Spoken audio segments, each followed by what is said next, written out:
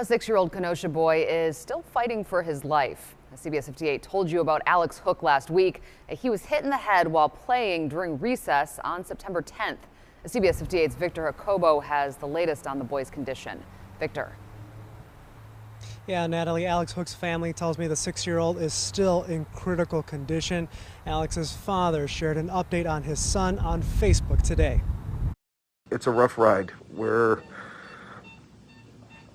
We're hanging in there. 6-year-old Alex Hook was briefly awake today after doctors took him off a ventilator, responding only with nods to his parents' voices. But complications with vocal cords pushed medical staff to put him back on the ventilator and sedate him. It's scary. I mean, we're all worried right now. We should know a little bit more in about 24 hours if we can get him back off the ventilator.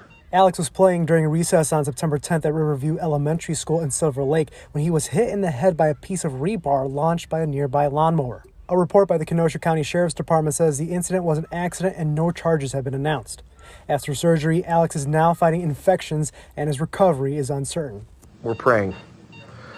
I just ask that everybody just keep praying. It is such an emotional roller coaster. It's horrific. Alex's family hopes to get better news on their son's status soon and are grateful for the level of care he is getting.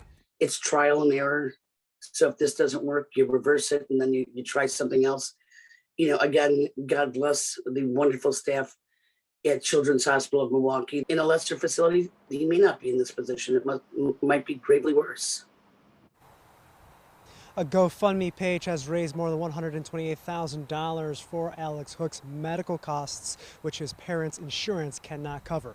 For now, reporting live outside Children's Hospital, Victor Jacobo, CBS 58 News.